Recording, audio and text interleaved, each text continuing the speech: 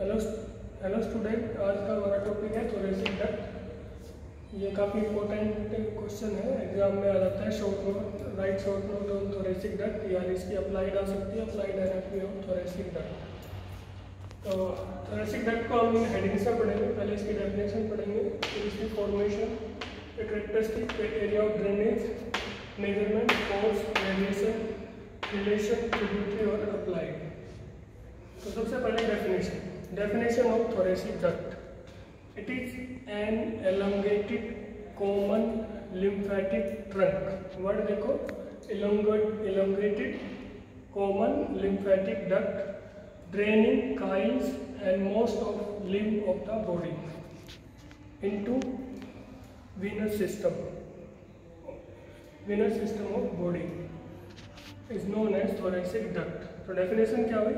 It is elongated common lymphatic trunk draining chyle and most of the lymph of the body into the venous channel is known as thoracic duct।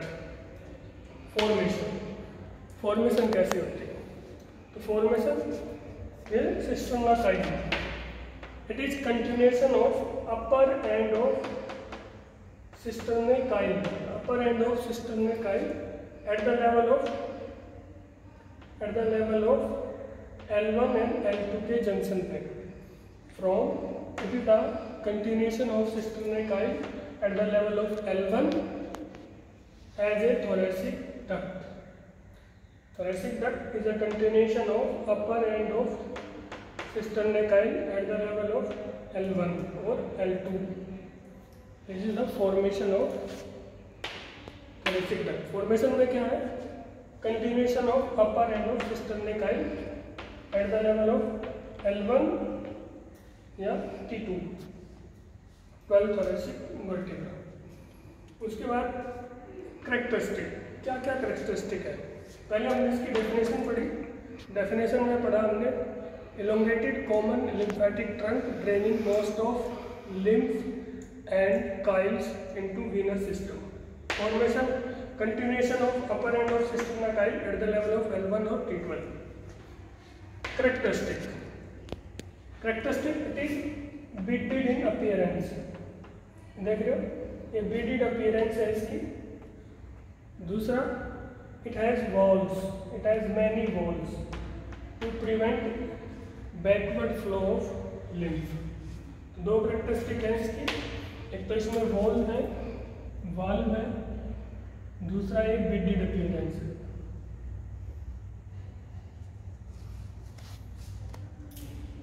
Area of drainage, area of कि ये किस किस area का lymph carry करती है। तो area of drainage it is divide into two part.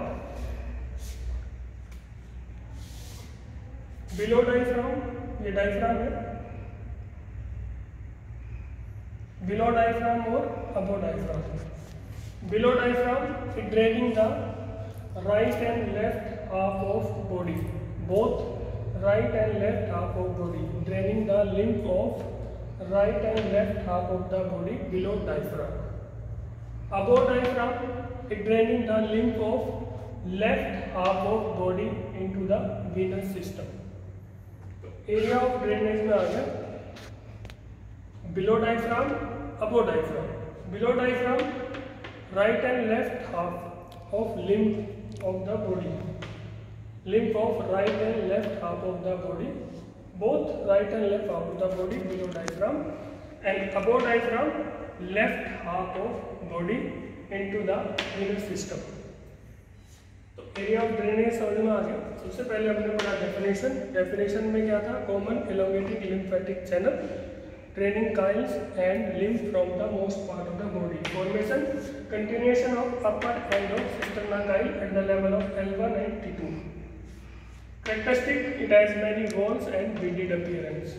Area of drainage, below diaphragm, above diaphragm। Below diaphragm, lymph from both right and left half of the body, and above diaphragm, only left half of the body is draining the lymph।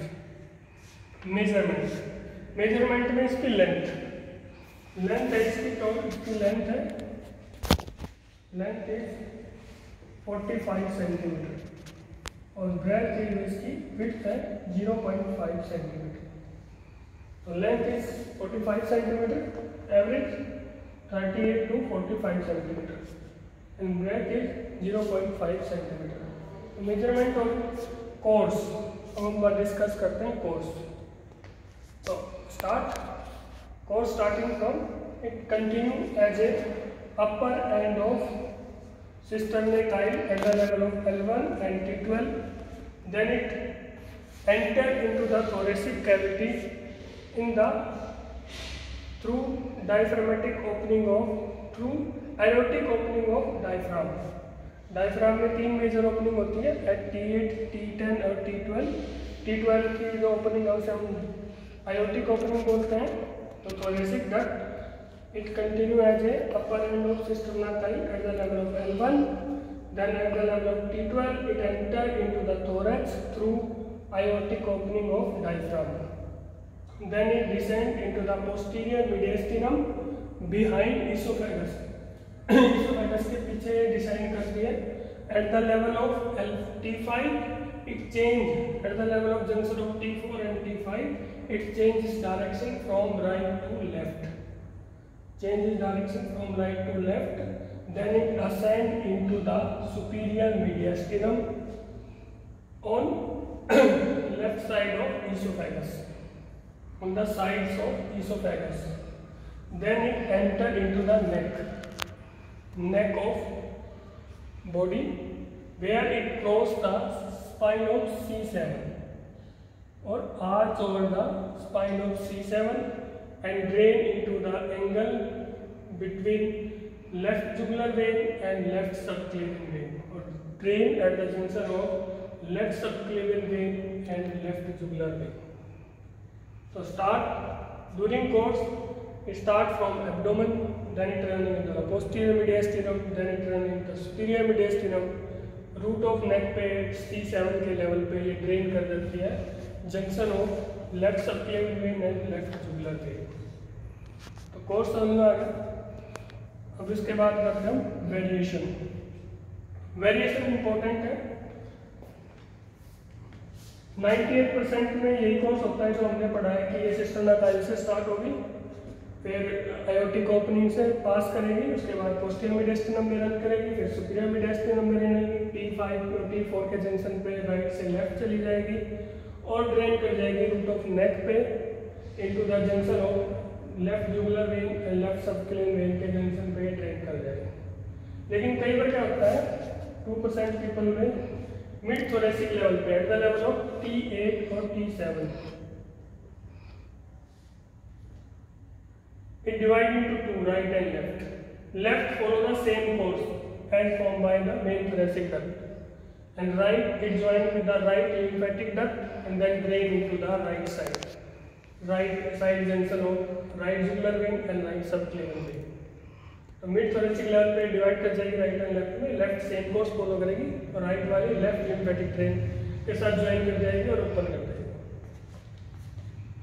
उसके बाद relation of thoracic duct in abdomen.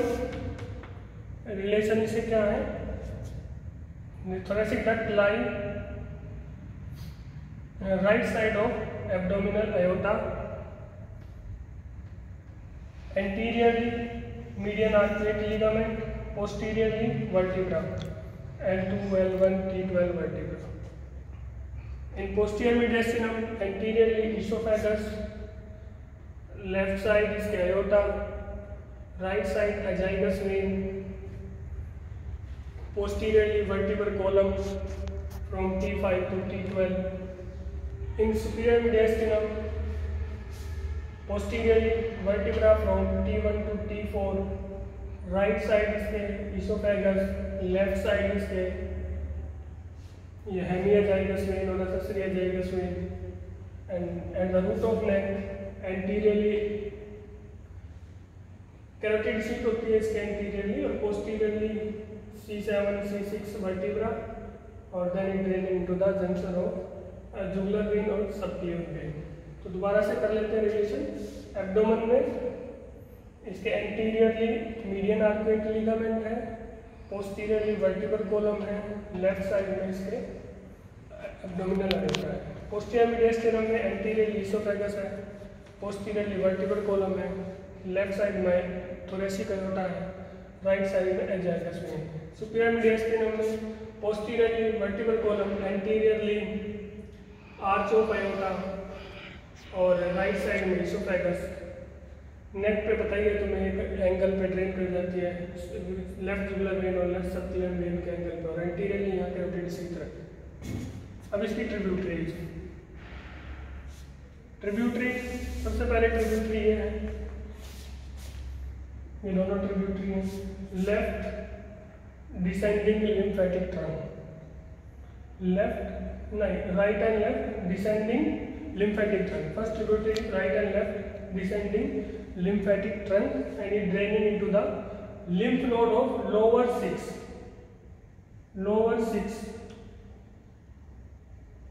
intercostal space. Lymph of lower 6 intercostal space. तो first tributary क्या आ गई, descending lymphatic trunk और descending thoracic lymphatic trunk draining lower 6 intercostal space, lymph node of lower 6 intercostal space. Second tributary है इसकी left bronchomediastinal lymph trunk.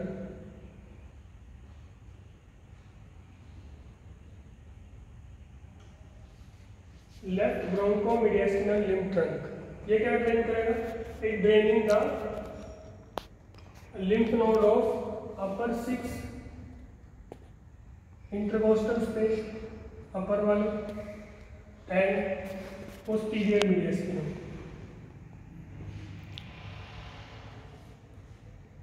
Next tributary, first tributary descending thoracic lymph trunk draining lower 6 lymph node of lower 6 intercostal space. Next is bronchomediastinal lymph trunk, left one, draining mediastinum and lymph node of upper 6 intercostal space, posterior intercostal space, upper 5 intercostal space, left subclavian trunk or left jugular trunk. Left jugular trunk is draining the head neck, left side of head neck. Left subclavian is draining the lymph of left upper limb. These are the tributaries of, and a tributary already left and right and left lymphatic lumbar lymphatic trunk. ये right और ये left है, right and left lumbar lymphatic trunk. तो first tributary इसकी है descending thoracic lymph trunk draining lower 6 posterior intercostal lymph node. Then ascending ये descending है, तो ascending है, ascending right and left lumbar lymphatic trunk draining both abdomen and lower limb. Left bronchomediastinal lymph node, left subclavian and left head and neck. ये left jugular lymph trunk. Left jugular lymph trunk head neck से drain करेगा, left subclavian trunk upper limb से drain करेगा, और ये mediastinum से और upper 6 intercostal space. उसके बाद applied, very important topic is applied.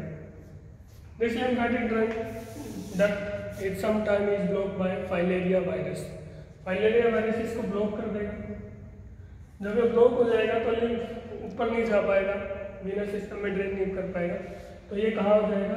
ये थोरेसिक कैविटी में, प्लूरल कैविटी में लिम्फ ड्रेन हो जाएगा, लिम्फ आ जाएगा, पेरिटोनियल कैविटी में आ जाएगा और स्कोटम के अंदर आ जाएगा. स्कोटम में आ जाएगा तो हाइड्रोसील हो जाएगा, पेरिटोनियम के अंदर फ्लूइड आ जाएगा, पेरिटोनियल कैविटी के अंदर फ्लूइड आ जाएगा, पैर की स्वेलिंग हो जाएगी, swelling of lymph. These are the applied anatomy of thoracic duct. Thank you.